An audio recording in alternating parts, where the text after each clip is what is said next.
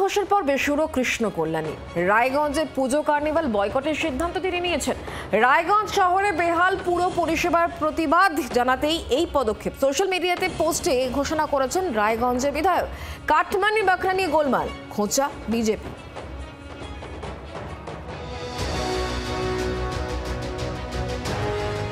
রায়গঞ্জের বিধায়ক কৃষ্ণ কল্যাণী রাজনৈতিক জার্সি পাল্টানোয় যার জুড়ি মেলা ভার, এবার জেলা প্রশাসনের পুজো কার্নিভাল বয়কট করার কথা ঘোষণা করে বসলেন কৃষ্ণ কল্যাণী। কিন্তু কেন বয়কটের সিদ্ধান্ত? রায়গঞ্জ পুরসভার বেহাল পরিষেবার বিরুদ্ধে এই বয়কট বলে ফেসবুক পোস্টে ঘোষণা কৃষ্ণ কল্যাণীর। তার অভিযোগ, রায়গঞ্জ শহরে আবর্জনা স্তূপ জমে আছে, রাস্তাগুলোর টাকা বরাদ্দ করা হলেও কাজ করা হচ্ছে না। এই পরিস্থিতিতে উৎসব করা সাজে না।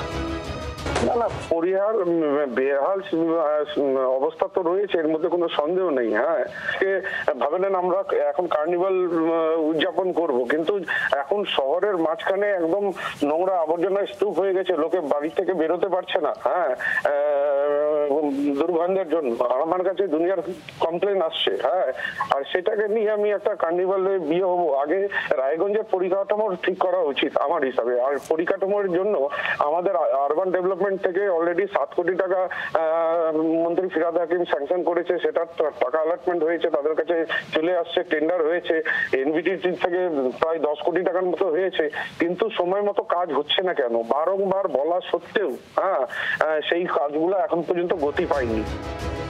যদিও পুর প্রশাসকের দাবি আবর্জনা পরিষ্কার করা হয়েছে, রাস্তার কাজও শুরু হয়েছে, নাগরিকরা কেউ প্রতিবাদ করেননি, প্রতিবাদ করেছেন শুধু বিধায়ক। পাশাপাশি তার দাবি নেপথ্যে অন্য কোনো কারণ রয়েছে। সমস্ত কিছু তার মতো হচ্ছে, দলীয় যে সংগঠন সেটাও তার মতো করেই তৈরি হয়েছে।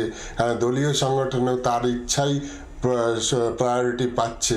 তা সত্ত্বেও উনি কেন হঠাৎ করে এরকম বিদ্রোহী বা বিপ্লবী হয়ে উঠলেন, এটা আমার মনে হচ্ছে শুধু যেটা উনি বলছেন সেটা কারণ না, অন্তর্নিহিত কোনো কারণের মধ্যে থাকতে পারে। বিজেপির কটাক্ষ, কাটমানির ভাগাভাগি নিয়ে গোলমাল।